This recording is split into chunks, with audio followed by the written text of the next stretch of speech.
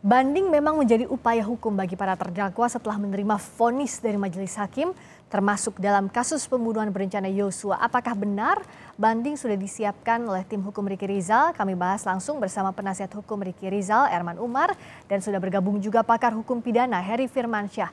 Selamat malam Pak Erman, Mas Heri. Selamat malam, Malam, Pak Firman. malam Pak Firman. Malam, Pak Erman, jadi sudah diajukan langsungkah untuk banding ini atau butuh waktu 1 pekan untuk mengajukan banding? Tapi sudah pasti ya untuk upaya hukum ini? Yang jelas secara prinsip itu sudah disampaikan secara lisan. Itu sebenarnya biasanya ada hakim yang dalam putusan setelah diucapkan, dia membuka peluang menyampaikan kepada terdakwa maupun penasihat hukumnya. Terdakwa melalui penasihat hukum boleh pikir-pikir, boleh menerima atau boleh membanding.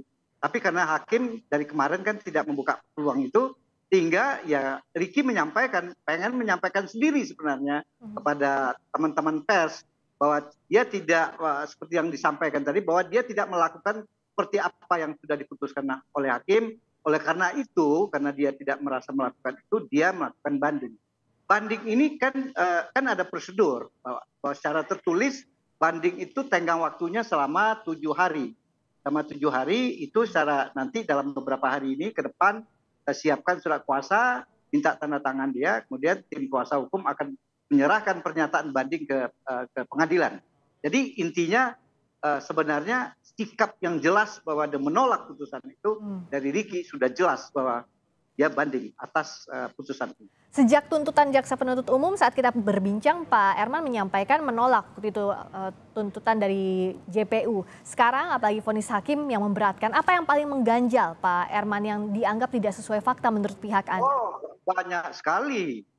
Jadi fakta-fakta hukum yang di fakta hukum itu tidak disinggung tidak oleh majelis hakim, tapi itu kewenangan karena dia memilih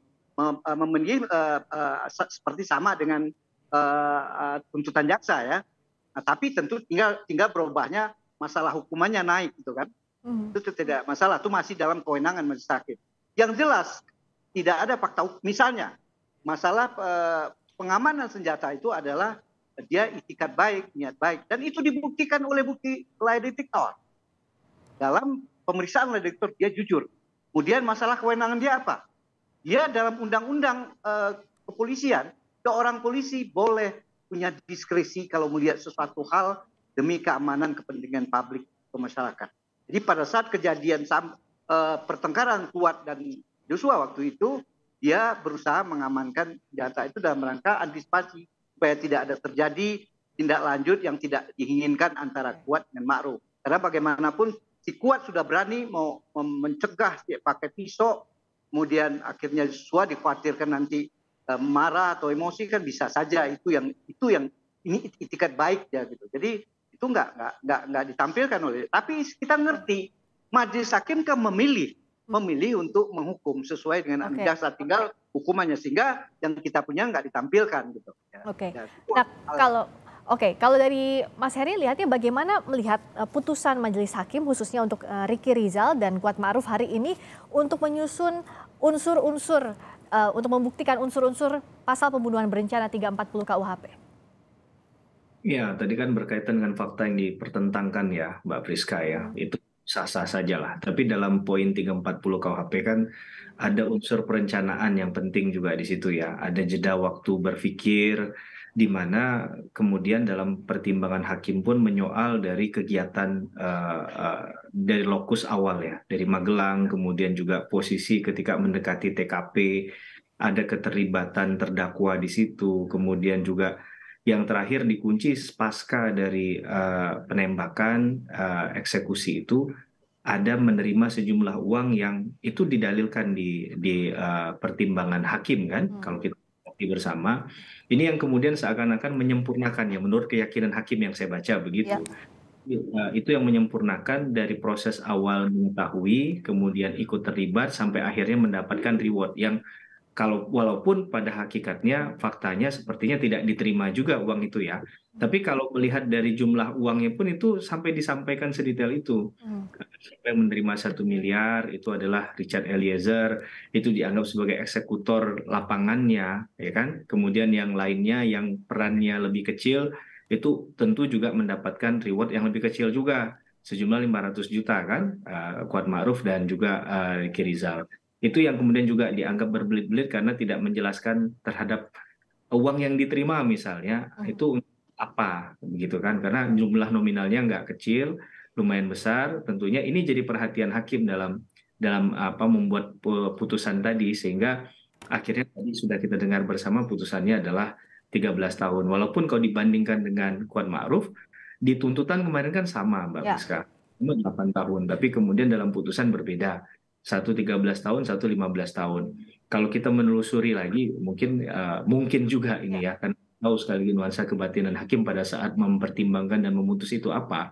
Tapi yang bisa kita lihat adalah kemungkinan karena dari awal perkara ini dari kalimatnya yang berkaitan dengan Kuat Ma'ruf misalnya, Ya. ada rumah tangga, kemudian membawa pisau, itu kan terlihat memang secara kasat mata aktif dan itu diakui oleh terdakwa misalnya ada menyampaikan hal-hal semacam itu begitu ya. Nah, beda mungkin dengan Ricky Rizal sehingga vonisnya tadi juga dibedakan begitu ya, tidak 15 tahun tapi 13 tahun. Saya Oke. rasa Jadi itu ya, ada selisih vonis itu salah satunya kemungkinan karena ada peran aktif salah satunya Kuat Ma'ruf dalam hal ini. Nah, kalau Pak Herman lihatnya tadi bicara soal mengetahui, ikut terlibat dan ada reward, sebenarnya apakah kalau dari Ricky Rizal sampai sekarang masih membantah itu? Apalagi kalau hakim menyebutkan bahwa yang memberatkan adalah selama persidangan Ricky Rizal ini berbelit-belit. Akan dilanjutkan, jadi bagaimana soal poin-poin yang dari mulai mengetahui, ikut terlibat, sampai menerima reward yang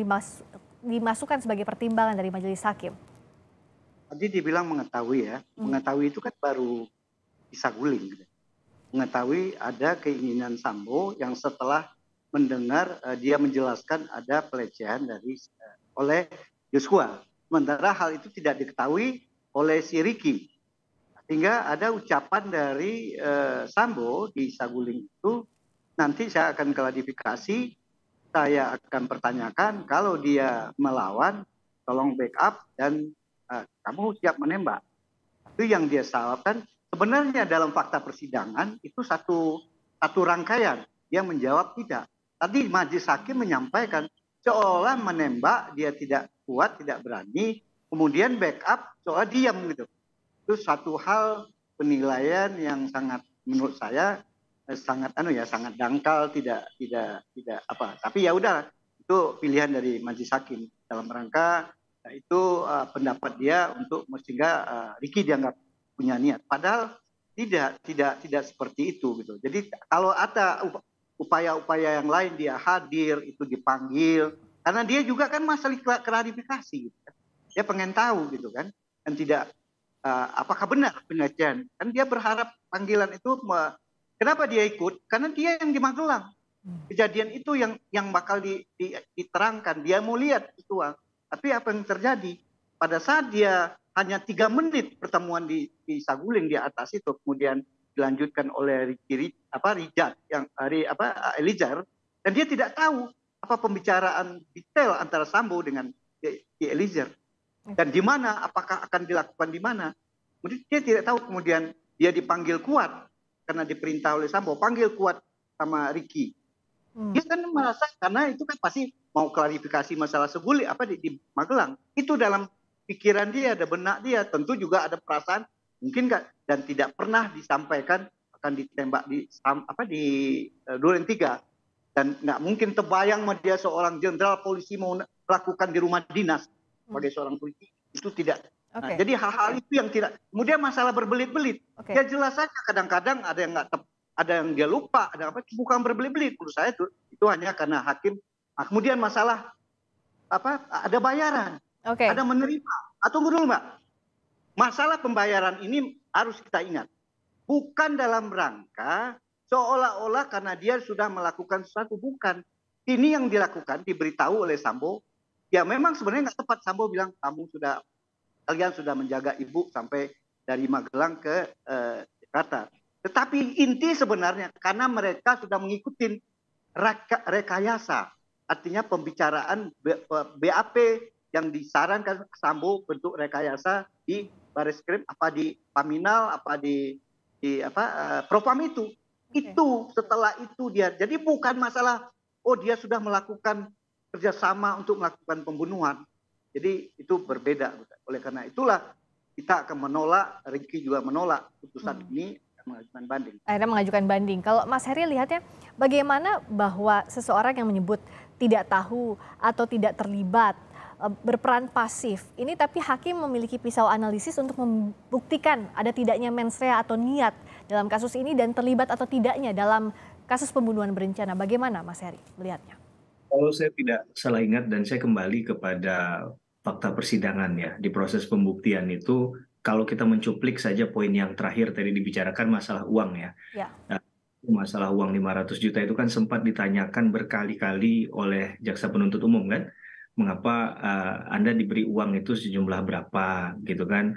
Kemudian untuk apa itu begitu. Itu yang kemudian ada pertanyaan mendasarnya adalah kalau Anda hanya untuk mengantar di Magelang dengan baik-baik saja, apakah jumlah itu tidak fantastis? Kira-kira begitu ya, yang saya tangkap ya. Karena kalau hanya mengantar saja, uang sejumlah itu nilainya sangat besar. Nah itu yang sempat ditanyakan dan berkali-kali juga dicecar oleh jaksa penuntut umum. Nah saya nggak tahu apakah sekarang nuansa kebatinan hakim seperti apa. Apakah kemudian pertanyaan itu dan kemudian dari jawaban Ricky Rizal sendiri ya yang kemudian menjadi perhatian hakim dan kemudian dinilai itu termasuk jadi poin yang memberatkan. Kira-kira begitu Mbak Priska.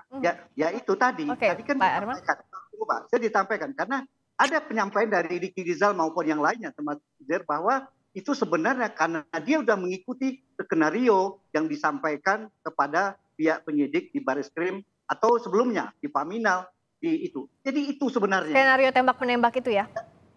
Ya, skenario tembak menembak itu. Dan dia juga tidak mengharapkan itu, kan cuma disampaikan ini akan diberikan. Tapi tidak ada, itu kan dia mau suasana kebatinnya udah berbeda. Tidak, jadi itu tidak ada hubungan seolah pembunuhan. Dan itu ucapan, apa salah? Kenapa dia disalahin? Kan itu ucapan si Sambo, ya kan?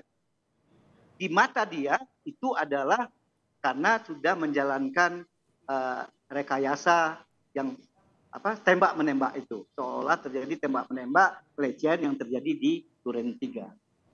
Kalau Mas Heri lihatnya hakim begitu berani memutus setidaknya 4 terdakwa hingga hari ini dengan ultra petita, lebih tinggi dari tuntutannya, dan apa yang Anda lihat dari ini, dari keberanian hakim untuk mengambil keputusan ini di tengah kita lihat kan alat bukti juga terbatas di persidangan. Bagaimana Mas Heri melihat ini? Keberanian itu tidak muncul dengan sendirinya tanpa keyakinan ya Mbak. Dan keyakinan itu juga tentunya didapat dari proses yang tidak singkat, panjang sekali. Sekali lagi kita harus mengingat berapa jumlah saksi yang hadir, berapa jumlah ahli yang dihadirkan oleh masing-masing pihak dari bahkan terdakwa itu masing-masing bisa berapa ahli kan, berapa saksi yang dihadirkan. Dan berapa kali yang dikonfirmasi, dikonfrontir ulang juga ada. Begitu. Jadi ini menurut saya juga lewat sesuatu yang tidak mudah, lewat hal yang coba dicermati berulang kali, bahkan ada tambahan bonus. Saya sampaikan ada pemeriksaan setempat untuk mengetahui jarak antara tempat A ke tempat B, posisinya seperti apa. Ini yang kemudian dimaknai sebagai upaya untuk membuka kebenaran materialnya ya, karena kita bicara perkara pidana dalam konteks tadi adalah kebenaran material. Nah, tapi yang berbeda pendapat, ya memang poinnya di situ gitu. Kalau semuanya sama, ya persidangan ini nggak akan ada kan Mbak Priska. Oke, baik. Terima kasih Pak Erman Umar, penasihat hukum Ricky Rizal. Mas Heri masih bergabung bersama kami ya. Kita lanjutkan lagi di sesi berikutnya. Terima kasih. Terima kasih. Terima kasih. Selamat malam Pak.